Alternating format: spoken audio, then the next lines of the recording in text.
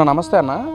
నిన్న ఏదైతే అమరావతిలో ఒక పెద్ద ఎలిగేషన్ చేస్తున్నారు వైసీపీ నాయకులు, అక్కడ జరిగే భారీ కుట్రను మొత్తం మేము ఎక్కడ లోపలికి వెళ్తే మొత్తం ప్రజలకు వివరిస్తాము అని చెప్పి భయపడిపోయి చంద్రబాబు, లోకేష్ కలిసి ఆ విధంగా దాడి చేయించారు, మొత్తం టీడీపీ గుండాలతో ఆ విధంగా చేయించారని చెప్పి నిన్న వచ్చిన అంబటి రాంబాబు కానీ, అవినాష్ కానీ, పేరు నాని వీళ్ళంతా మాట్లాడుతున్నారు. అసలు దాని మీద మీ ఒపీనియన్ ఏంటన్న? అసలు అక్కడ భారీ కుట్ర జరుగుతుందని మీకు ఎవరైనా అక్కడ ఉన్న రైతులు కానీ, అక్కడ ఉన్న ప్రజానీకం కానీ మీకు వచ్చిన కంప్లైంట్ పెట్టారా? సరే, మీకు నిజంగా అవినీతి జరుగుతుంది అనుకోండి, దానికి ఏమైనా సాక్ష్యాధారాలు ఉన్నాయా? చంద్రబాబుకి, లోకేష్ గారికి వేరే పని లేదనుకున్నారేంటి? రాష్ట్ర అభివృద్ధి కోసం రోజు నిరంతరం అదే పనిలో రోజుకి 18 గంటలు నిరంతరంగా తండ్రి కొడుకులు ఇద్దరు కష్టపడుతున్నారు. అక్కడ రౌడీలు, గూండాలు రావాల్సిన అవసరం లేదు. మీరు గత 5 ఏళ్ళు ఏదైతే శ్మశానం అని చెప్పి దాన్ని నాశనం చేసి శ్మశానం కింద తీర్చిదిద్దుతామని చెప్పి విశ్వ ప్రయత్నాలు చేసి దాని ఎదుగుదలను ఆపేసి ఆ ఎదుగుదల ఆపేయడంతో అక్కడ రాజధాని రైతులు ఎవరైతే భూములు ఇచ్చారో వాళ్ళ కడుపు ఆక్రోశం తట్టుకోలేక మిమ్మల్ని రానివ్వాల.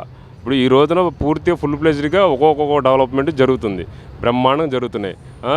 రైల్వే ఇది మినిస్టర్ క్వార్టర్స్ కానివ్వండి, ఎమ్మెల్యే క్వార్టర్స్ కానివ్వండి, హైకోర్టు కానివ్వండి, చుట్టుపక్కల పరిసర ప్రాంతాలు కానివ్వండి బాగా అభివృద్ధి చెందుతున్నాయి. అవన్నీ జరుగుతుంటే మీరు వెళ్ళి అక్కడికి వెళ్ళి ఏదో అలజడి సృష్టిద్దాం, అక్కడ ఏదో చేద్దాం అని చెప్పి మేమేదో ఇక్కడేదో రైతులను కాపాడేద్దాం. మీకు ఎవరండి? మీకు రైతులు అసలు సపోర్ట్ ఉన్నారా? ఏదైతే టీడీపీ కార్యాలయం మీద దాడి చేసిన గోండాలు ఉన్నారో వాళ్ళని తీసుకుని వెళ్ళి మీరు అక్కడ ఏదో అలజడి సృష్టిద్దాం చూశారు. వాళ్ళు తరిమి కొట్టారు, చెప్పులతో కర్రలతో కొట్టారు. ఎందుకు మీకు అవసరమా?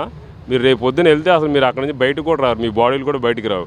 వాళ్ళని ఈ చిత్రహింసలు పెట్టి వాళ్ళు భూములు ఇచ్చి ఆదాయం లేకుండా పంటలు పండియకుండా ఏదైతే రాష్ట్ర అభివృద్ధి కోసం భూములు ఇచ్చారో చంద్రబాబు గారి మీద నమ్మకంతో ఇచ్చారు, దాన్ని నాశనం చేశారు. మీరు దయచేసి ఆ పరిసర ప్రాంతాల్లోకి వెళ్ళమాకండి. వెళ్ళారంటే మీ బాడీలు కూడా బయటికి రావని చెప్పి సందర్భంగా తెలియదు. మేము సామరస్యంగా వెళ్తా అంటే రైతులను పరామర్శించడానికి సామరస్యంగా వెళ్తా ఉంటే మా మీద కావాలని ఇలాంటి కోడిగుడ్లు రాళ్ళు విసిరారు. ఎందుకు మేమంటే అంత చిన్న చూపు దేనికి? మేము అసలు ఏం చేసామని చెప్పి వాళ్ళు మాట్లాడుతున్నారని. మీకు ఏ రైతులు పరామర్శించడానికి వెళ్తున్నారు, ఏ సబ్జెక్ట్ మీద వెళ్తున్నారు, ఆ రైతుల పేర్లు తెలుసా మీకు? అది చెప్పండి. నిజంగా సామరస్యంగా వెళ్ళే దూరంలో మీరు వెళ్తే ప్రజాస్వామ్యంలో ఎవరు కూడా అడ్డుకోరు. మీరు అక్కడ ఏదో రాజకీయ లబ్ధి కోసం వెళ్దామని చూశారు, అది విఫలమైంది, బెడిసి కొట్టింది.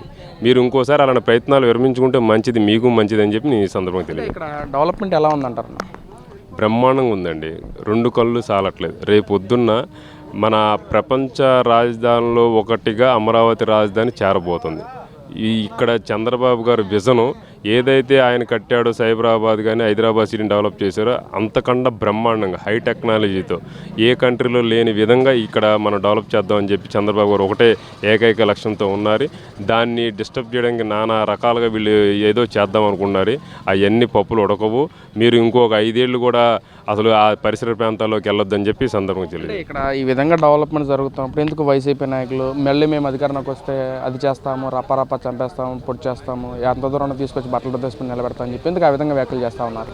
వాళ్ళ నైజం అదండి. వాళ్ళ నాయకుడు నైజం ఏదైతే కింద స్థాయి నాయకుల నైజం కూడా అదే అయింది. ఇప్పుడు మా నాయకుడు ఉన్నాడు, ఏదైనా గొడవ చేసినా ఏదైనా చేసినా సొంత పార్టీ కార్యకర్తలను కూడా చూడరు, క్షమించరు. ఎవరైనా ఇంట్లో వాళ్ళైనా, నాయకులైనా, కార్యకర్తలైనా, తెలుగుదేశం పార్టీ అయినా, ఏ పార్టీ అయినా ఆయన ఒకటే ధోరణితో ఉంటాడు. తప్పుని ఖండిస్తాడు. ఈ రోజున సీఏ నాగరాజు గారు ఉంది, ఆయన అధికారి, సిన్సియర్ అధికారి. ఏదో సంథింగ్ జరిగింది రాంగ్, అది నిజాలు ఎవరికి తెలియదు, అయినా కూడా యాక్షన్ తీసుకుని సిట్ వేశారు. అలాగా మాకు ఏకపక్ష ధోరణి ఉండదండి. ప్రజాస్వామ్యంలో ఏదైతే మన రాజ్యాంగ పద్ధతిలో మనం ఉన్నామో దానికి లోబడి కట్టుబడి ఉంటాం, మా తెలుగుదేశం పార్టీ కానీ, ఎన్డీఏ కూటమి కానీ. మీరు మీ చరిత్ర చూసుకుంటే మీ తాత దగ్గర నుంచి, మీ తండ్రి దగ్గర నుంచి మొత్తం నేర చరిత్రలే, నీతో సహా 10th క్లాస్ పేపర్ లీకేజీలో నువ్వు ప్రథమ ముద్దాయివి.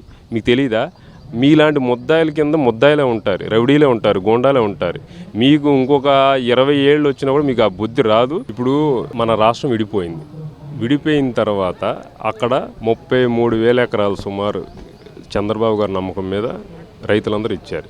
అది డెవలప్ అయితే చంద్రబాబు గారి మీద ఆయన బ్రాండు అలా చిరస్థాయిగా ఉండిపోద్దని చెప్పి ఒకే ఒక్క కారణంతో జగన్మోహన్ రెడ్డి అక్కడ కులాల మధ్యన, మతాల మధ్యన, ప్రాంతాల మధ్యన చిచ్చు పెట్టి ఏదో లబ్ధి పొందుదామని చెప్పి చూస్తున్నాడు.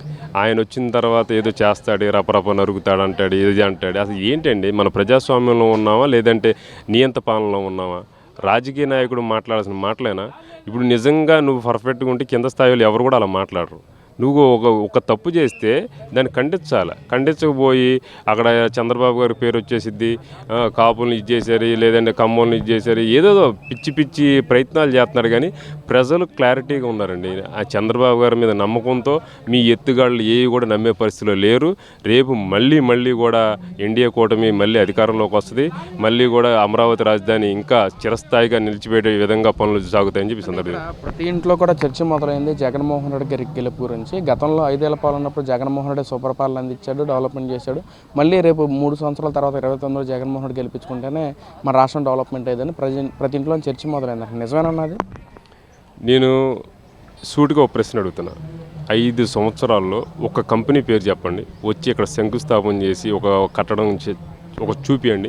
మేము 100 వేలు చూపిస్తాం, 100 కాదు 1000 చూపిస్తాం. కియా కానివ్వండి, గూగుల్ సంస్థ కానివ్వండి, చాలా సంస్థలు చంద్రబాబు గారి మీద నమ్మకంతో రాజధానిలో పెట్టుబడి పెట్టడానికి వస్తున్నాయి. ఇండియా లెవెల్లో ఫస్ట్ ప్లేస్ ఉంది ఆంధ్రప్రదేశ్ పెట్టుబడులు పెట్టడానికి.